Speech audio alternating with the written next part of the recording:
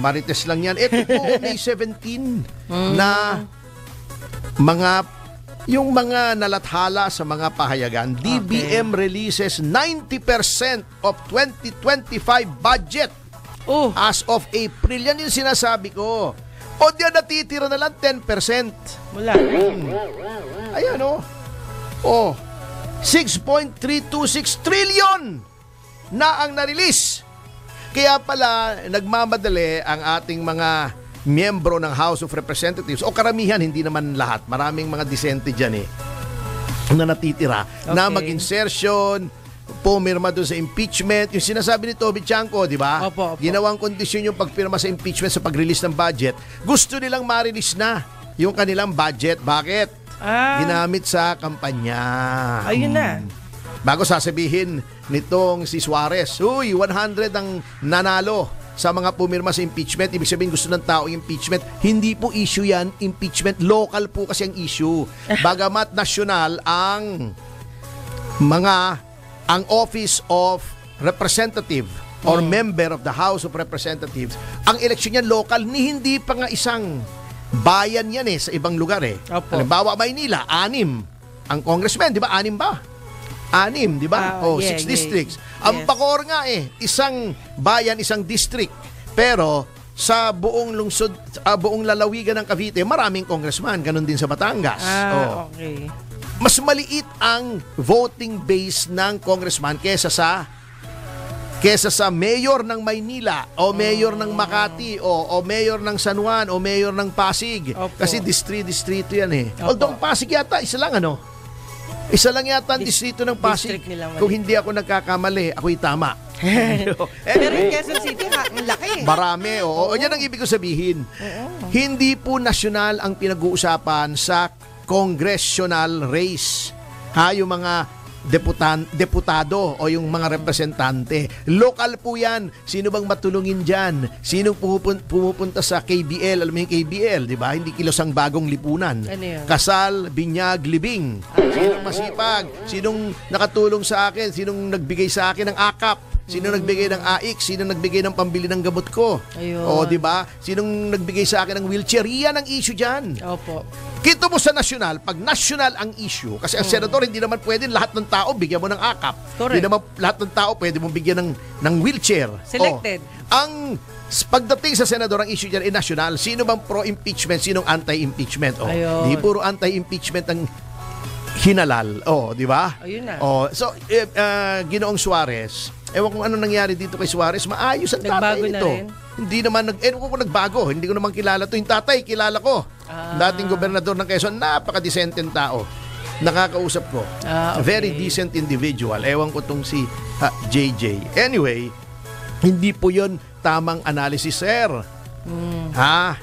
Local po kasi yan. Kaya 100 na pro-impeachment. Plus, pinaulanan nyo naman ng akap ng pera. Ang daming pera ng mga kongresista. Nagbago na. For re-election or for election to another position. Katulad nung si Marco, yung kalaban ni Mayor Magalong sa Baguio. Bumabaha ang pera sa Baguio. Ano nangyari? Panalo pa rin si Magalong. Kasi ang issue naman doon, hindi, si Magalong naman, malinis naman, maayos, anti-corruption. Iyon ang gusto ng tao. Tama.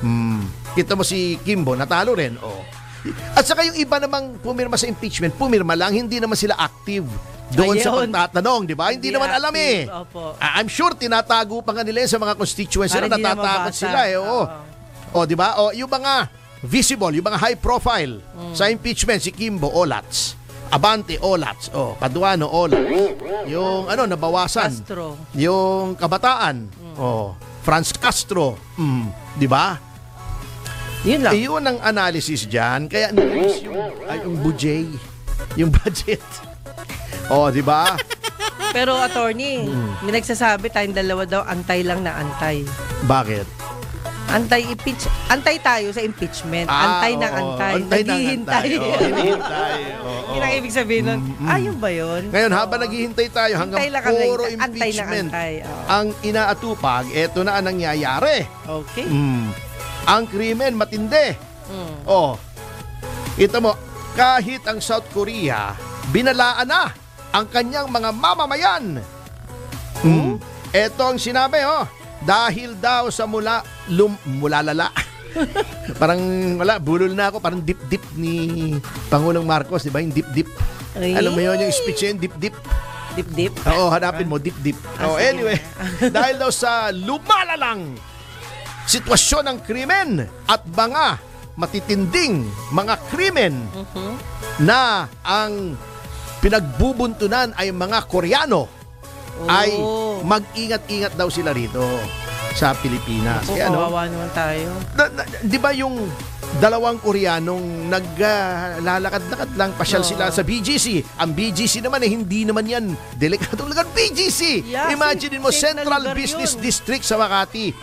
Bonifacio Global City, daming restaurant, tahimik. Oo, di ba? Yung mga residente ron, upper middle class, upper class, di ba? Puro mga totyal ng mga tao ron. Biro mo, tinutukan ng barel. Ay, grabe. Nakuha na ng kasya sa kay mga designer bag. Wow.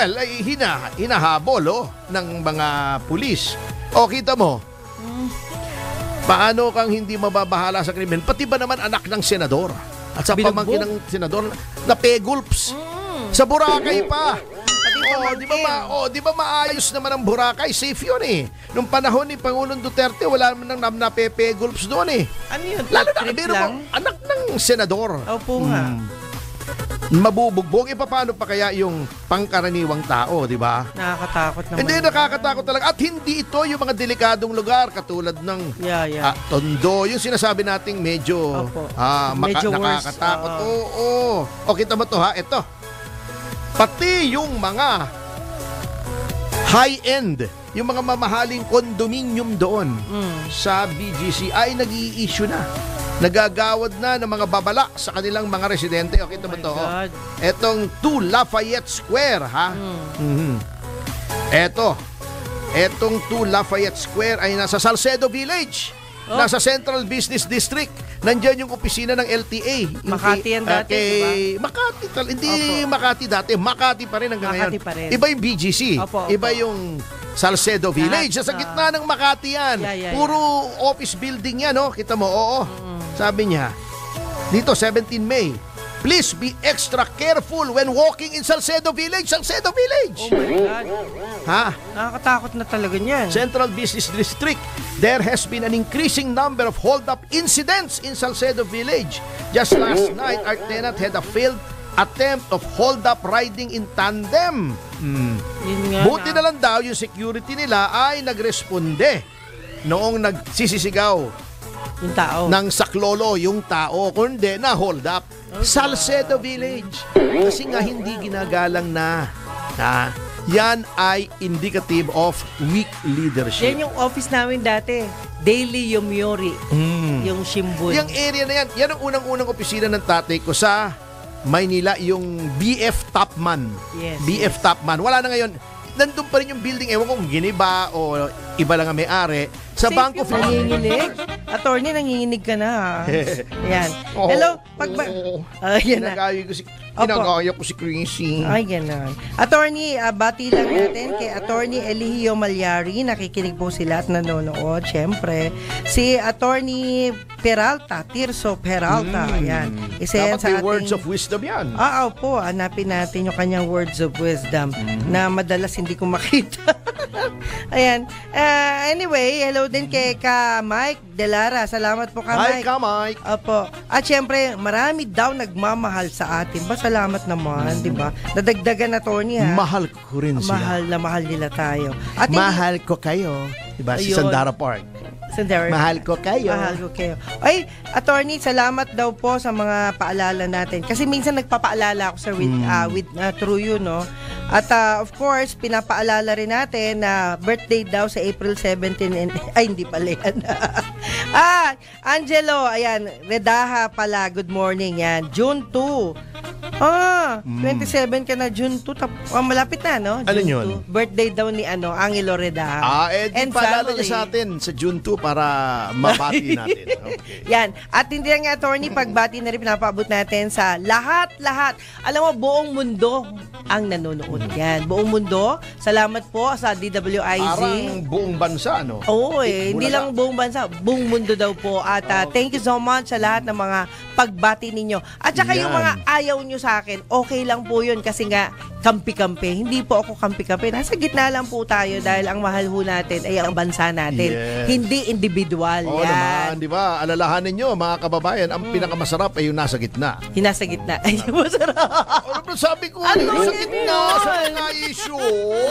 Matatawa sa atin yun. Si Ka Joel matatawa na naman sa atin. Ka Joel, hi. At saka mga si... YouTubers natin, nakutakot. Kutakot-takot. Si Roxanne Costo, mukhang idea po ni President Lucas yung mass recognition. Di po tayo sure dyan. Emily Cabahog, shout out daw sa kanyang wife na si Emily Casal. Always, 1, 2, 3. Emily Casal! Maria Evangelista. You always inspired us po. As usual, wala na naman po. Walay na naman. Walay. Mike Perez. Oo. Ba't daw hindi hinuli si Marcos ni PRRD? Hindi ko alam eh. Beth Suson, good morning, watching habang nagtatrabaho from Dubai. Sana naman hindi pagdadrive yung trabaho mo o pag-o-opera ng tao, ano? Why? Kasi mahirap, nag-o-opera ka, bigla kang tatawa. Baka kung anong mapupul mo ron. Maiba. Tortadeo, Monday, yayotan na. Yeah, Mahoy! Avelino, ang matalinong advisor ni BBM, si Unclear Castro daw. Hindi naman. Sabi ni Marlene Lardizabal, always pinagsasabi mo, Attorney Topacio, may sense. Tony Zamora, kunyari lang tatawag ng mass resignation pero wala naman talaga nagbitiw. Wala naman tinanggap halos eh. Gadi Alberto watching from Malmo, Sweden every day. Thank you. Ayun. Kamarang Magnanakaw, good morning Idol Attorney. Shout out po from Mindanao. Yan. Melanie Amoyan, good morning daw. JCS, hi din. Kula Sisi, may malan daw yung mass resignation. Good morning, sabi ni THTH. Si Ramon, hi daw, Justice, kung sino man ang nag-advise sa Pangulo, intensyon nila, sirain ang reputasyon nito. Ano ba yan? Yun na. Ang mga congressmen daw kasi marami namang kotse. Naman, yung mga kawawang mga huwes pang pinunteriya, ano ba naman yan? Talaga namang lahat ng kapwitan eh. Talagang... Marizel 65. Always talking with sense. Filomena Villanueva. Yan. Yan, Bernard Tumbaga, Miss Teresa, Linda Vitaliano, taong mahirap Joseph Sanchez sa Saudi Arabia na kikinig daw siya. Salamat Pablito po. Orozco, good morning daw sa atin. Carol Noses, watching from Hong Kong. Mabuhay po Noel kayo. Buluran, makuha pa kaya ni Senator Lito Lapid ang Komite de Silencio. Kanya na yon habang buhay. Wala nang alisan sa kanya. Grabe Good morning daw from Lolita Mendoza, May Perez, hahaha daw Emer Carida, di makakapasa yung impeachment na yan, haharangin ni Senator Marcoleta. Sana nga, never again, may naniniwala pa ba sa administrasyon? Bads, at hindi magproklama ang Duterte Youth. Iniipit nga kawawa nga Yan, Bads, maglupasay ka sa kalsada. Ano ba yun? Sa Alvin ni Milestone TV. Amerigon Arbaan, watching you, attorney from East Borneo, Kalimantan Island. Yan. Sa breaker, buti pa daw sa Davao, safe pa rin sila. Nicely, I love you, gobernadora namin si Pam Baricuatro. Magaling yan si Pam Baricuatro. At grabe yung upset niya kay Gwen Garcia. Ba't nagkaganon, no? Yun ang sinasabi ko. Yan walang background sa politics yan si Pam Baricuatro. First time yan lumaban. Institusyon ang tinalo niya. Gobernador. Ang anak ay Secretary of Tourism. Ang son-in-law ay congressman. Wow. Lots pa rin. At saka halos dublado. 1.2 million ay kay Baricuatro, 700 lang kay Garcia.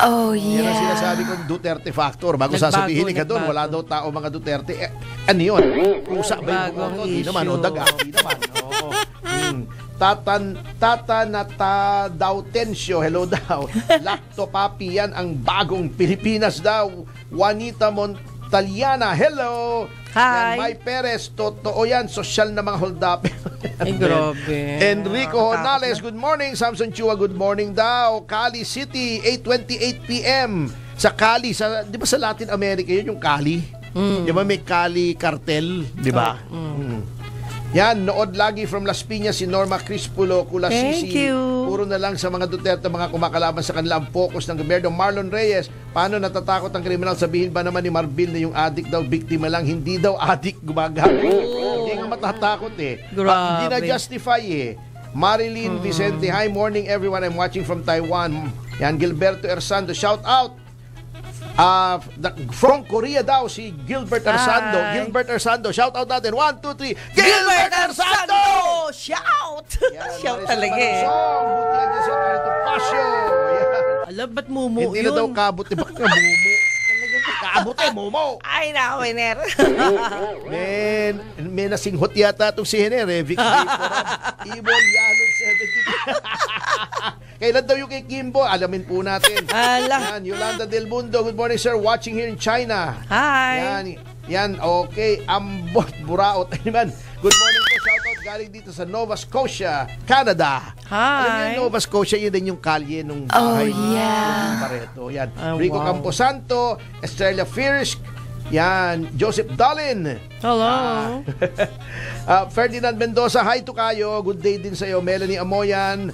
Okay. Maria Resabeth Logan.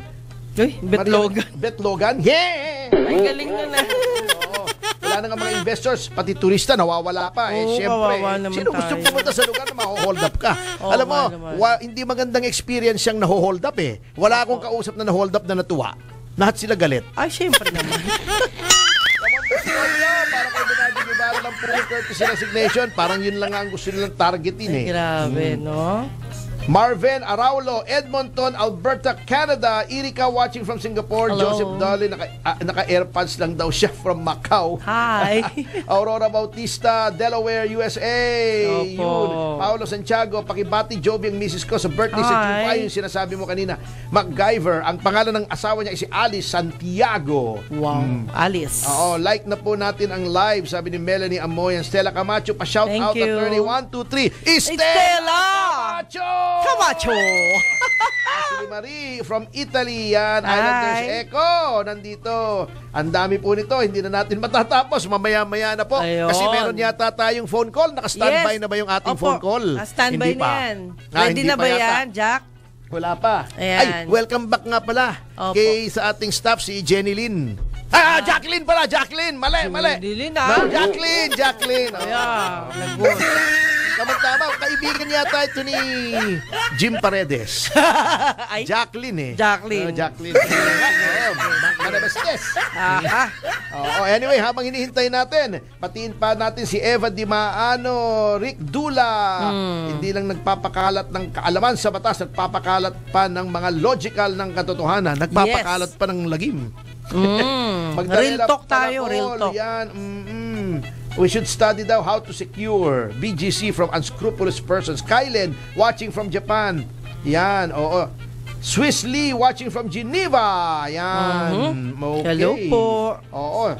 At syempre, si Michael Guy, si Rolly Mende Tomas, si Ryan Ang, si Raul Paras, Ayun. si Cathy Palamos, si Tirso Peralta, William Gatchelian, yan, Willie Keng, Andrew Tan.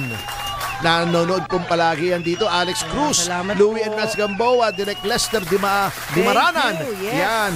Nakikinig pong lagi yan. At congratulations nga pala kay Paulo Gumabaw. Lumipat na pala siya sa Tyron Escalante Artist Management o team. Talaga niya si Tyron Escalante. Sakang alamat. Yan. Nasa linya na po! Ayan na. Ngayon, buti Ayan may na. time pa tayo. Opo. Walang iba kundi ang City Building Official ng Parañaque City, si Engineer Jamela Apolinario. Yun. Thank you. Good morning po, Good morning, Engineer. Apolinario. Apo, magandang umaga po. Ay, maraming salamat po sa inyong pagpapaunlak sa aming payak na paanyaya dito sa Yes Yes Yo Topacio. Oo. Apo, walang ano man po. Para Ma'am, po sa po ng pagpaparan niya. Ay. opo, medyo Choppy, ma'am, choppy. medyo ano sabi mo? Chubby ako? Choppy. Chubby! Kala ko sabi mo chubby eh. Hello, sir. Hello, attorney. Opo, Hello, ay okay na ma'am, po tayo? Ma'am Jamela, nandito po. You're coming in clear na po ngayon. Ayan, okay na po, ma'am. I'll get to the point. Opo, magandang umaga po. Opo, magandang umaga rin po, ma'am. I'll get to the point. May reklamo po yung isang building owner sa Opo. Doña Soledad Avenue, dyan po sa Barangay Don Bosco, Better sa Living. Bigutan, Better Living, na karatig po nila kasi ay isang gas station ng Shell. Katabi yun. Opo, ngayon po, ito po ang mga problema, ma'am. Sana po ay matulungan natin. Number one, Opo. napapansin daw po nila walang firewall yung Shell station. Ma'am, ano bang Okay. probisyon ng ating building code at mga lokal na ordinansa tungkol po dyan sa mga gas station at ang pagtatayo ng firewall? Ang firewall po kasi natin, sir, tinatayo siya kung wala po siyang sufficient setback, like yung 2-meter setback. Yan po yun. Pag wala pong setback, firewall po dapat or Yun. firewall separation ang dapat na nilalagay nila. Okay. So, wala. Ito, so ito po, dapat tingnan po natin yung 2 meters. Yes, opo. Yun po yung ating gagawin, sir. Kung sakaling may complaint po yung kapitbahay, alamin po natin 2 yung meters pala. approved na building permit and certificate of occupancy. Kung meron man po, then i-check natin kung ano po yung compliance na ginawa nila. Kung kailangan po dapat na naka-firewall, then ipapagawa po natin sa kanila yon. Opo.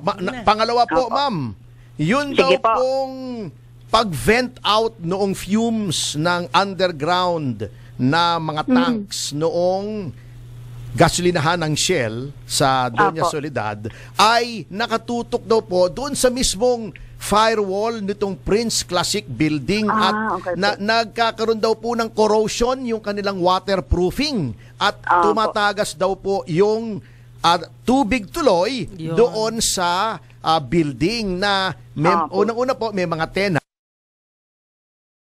na gusaling sambahan ng Iglesia ni Apo. Cristo. At minsan po, mayroon doong mga bata kasi may kadiwa, yung youth organization ng INC, merong pagsamba ng kabataan, yung mga batang mga paslit naman, at bukod po doon sa yung pagsamba ng katandaan. Opo. Opo. At Opo. meron Sige. pang buklod po roon, yung mga couples Opo. na palagi pong may Opo. tao. Ano po bang patakaran pagdating dyan sa mga Problema. harmful na Opo. mga fumes o mga Yes toxic po. gases?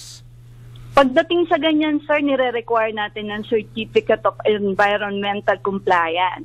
Alaman po natin kung yan po ay yung within the tawag dito, yung pong standard ng nilalabas na mga fumes nila po, yan po ay kinakandak po sa ECC. So, yun, alamin po natin kung sila po ay nakaka-comply. Kasi po yearly po yan, binibigay ng, ay dapat nag-apply sila sa ECC for compliance ng kanilang environmental I see, opo. compliance, sir. Wow. Yes, po. Opo. Ayun. May higpit pala, no? Pag, Mahigpit, opo. Anyway, Yes, opo, may higpit po tayo dyan. opo. So, alamin po namin, sir. Opo. Kasi po ang, for your information, sir, nakausap na po natin yung, I think, representative ng building po ng INC. Opo. Tama po? Opo. Nagsabi na po siya ng initial na investigation nila sa amin. Ang sabi ko, sumulat po sa atin lang buong detalye ng kanilang complaints para po meron kaming formal na investigation na gagawin sa Shell. Yun. Kung pwede po nating ipatawag po yung representative or ng manager ng Shell para po dito magpunta sa office para mapag-usapan po kung ano po yung pwede nating maitulong sa may-ari po ng ating building na dyan. Okay, Opo. maraming salamat po. Yes, Baka sir. isipin po no mga tagapakinig natin, INC lang po yung Ay, building na yan. hindi po, May hindi po. iba pong mga tenants po dyan, ma'am, Ah, na opo, opo. maaari ring Yes, mapinsala. At saka kasi po, Opo. mga flammable fumes po yan. Natatakot din sila na Yes, kung doon sir. mag-vent, baka sumabog yun. Katulad po na nangyari dito sa kasulinahan sa may Yes, Wakwak. tama, sir. Wakwak Golf and Country Club. Yeah, Sumabog yeah, po. oo, sumabog. Biro nyo, nasa Wakwak yun. Nandito kami sa Orambo. Narinig namin yung sabog na yun. Akala namin kung ano. Opo. Mm-mm. Opo. Tama, sir. Magkakandak po kami ng inspection investigation. Alamin po natin lahat kung ano yung detalye ng complaints and then monitor po natin para po maayos po lahat at yung safety po ang pinaka-importante po sa atin. Okay, maraming salamat po, ma'am. At Yes, thank you sir. very much Maraming sa inyong salamat, panahon at Atty. asahan po namin na masolusyonan pong itong Opo. problemang ito Opo. sa agarang panahon. Thank you very much. Yes. po. Thank you so God much, bless. Engineer. At Atty.